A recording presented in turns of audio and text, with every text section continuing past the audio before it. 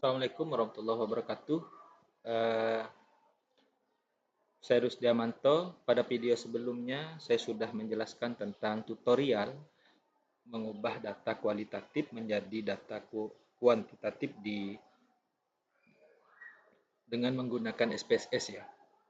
Nah, pada saat ini saya akan coba membuat tutorial tentang atau melakukan klasifikasi atau pengelompokan berdasarkan skala psikologi serta kita sajikan dalam bentuk deskriptif dengan menggunakan SPSS. Bagaimana caranya? Mari kita mulai. Pertama kita masuk ke SPSS yang sudah kita punya ya. Data yang sudah kita punya yang sudah kita rubah dari data kualitatif menjadi data kuantitatif. Ini adalah data kuantitatif yang sudah kita rubah dari data kualitatif ya. Nah, di sini dari R1 sampai R23 ya. Nah, pertama kita masuk pada transform, kemudian kita compute variable. Setelah itu di sini di target kita tulis total. Setelah itu kita numerik di function group dipilih statistikal, di bawahnya kita pilih sum, kemudian kita input. Nah, di sum ini ada tanda seru, kita hapus semua, kemudian kita input variabel yang akan kita masukkan. Di sini kita masukkan semua variabel yang mau kita pilih ya, dari R1, R2, R3 sampai R24 secara berkala kita masukkan semua. Oke, kita masukkan datanya.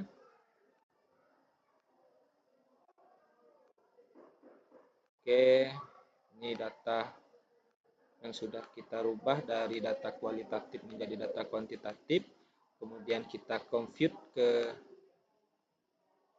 numerik ini, kemudian kita masukkan semua sampai R23. Nah, setelah itu jika data sudah kita masukkan semua, variabel sudah kita masukkan semua, jangan lupa dalam setiap variabel ini kita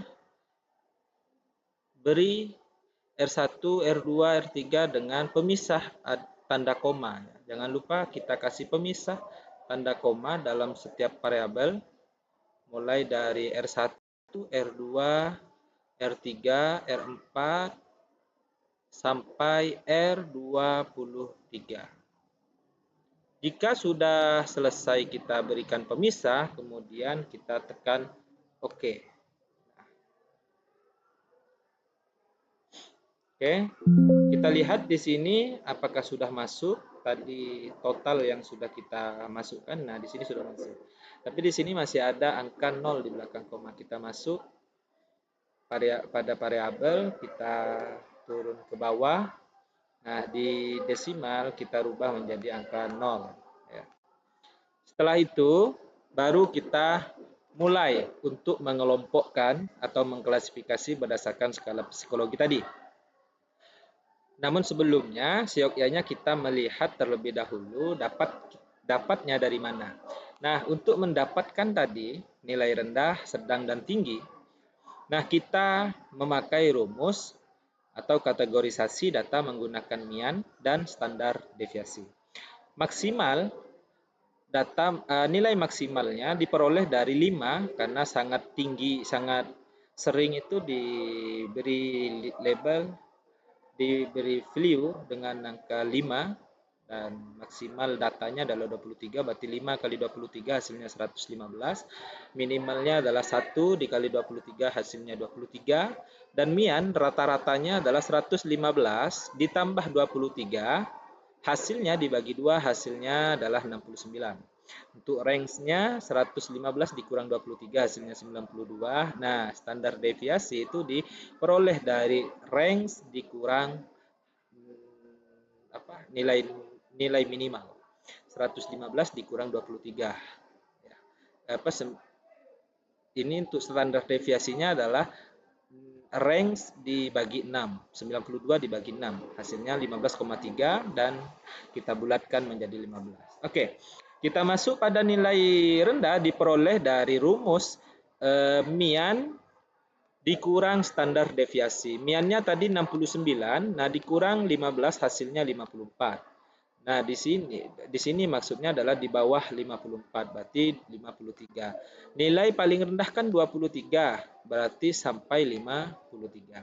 Untuk kategori sedang, itu diperoleh dari rata-rata dikurang standar deviasi, hasilnya 54 tadi. Kemudian rata-rata ditambah standar deviasi, 69 ditambah standar deviasi 15, hasilnya 84. Berarti nilai sedang itu diperoleh 54, sampai di bawah 84, hasilnya 83 ya. Kemudian tinggi itu diperoleh dari 84 sampai nilai maksimal tadi 115. Oke. Saya kira di sini selanjutnya baru kita masuk pada ini ya, pada pengelompokan atau klasifikasi tadi. Pertama kita masuk pada analyze, kemudian kita masuk pada deskriptif statistik, kemudian frekuensi. Di sini kita pilih kategori. Mohon maaf. Pertama untuk ini kita masuk dulu ke ini ya. Kategori pertama kita pilih transform, kemudian record into variable, kemudian pilih total. Nah, di bagian kita input, di bagian outputnya kita tulis di sini kategori. Oke, kategori, labelnya juga kategori. Kita change ya, all and new values.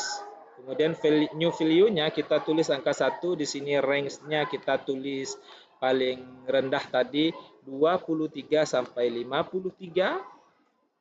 Kita add. Kemudian new value kedua adalah 2, kemudian 54 sampai 83.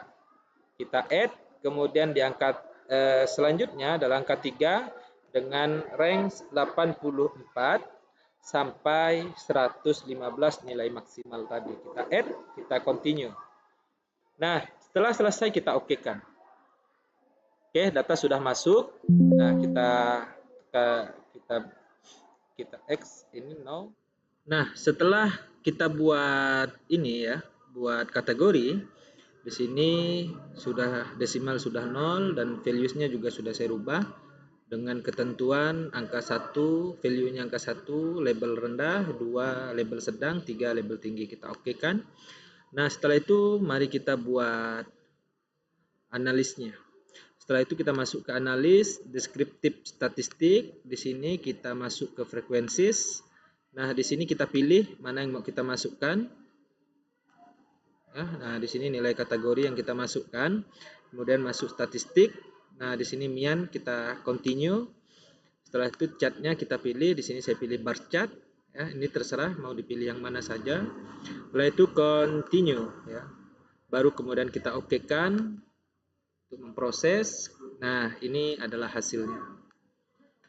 Nah, di sini ada rendah, frekuensinya ada rendah, sedang, dan tinggi. Sedang dengan nilai terbanyak, kemudian rendah paling sedikit, dan tinggi di urutan kedua. Ini adalah tampilan output dokumennya dari statistik viewer dari statistiknya. Nah, cara untuk mengklasifikasi atau mengelompokkan berdasarkan skala psikologi yang kita sajikan dalam bentuk deskriptif dengan menggunakan SPSS. Saya kira terima kasih penyampaian untuk hari ini. Lebih kurangnya mohon maaf. Assalamualaikum warahmatullahi wabarakatuh. Bertemu lagi dengan video selanjutnya.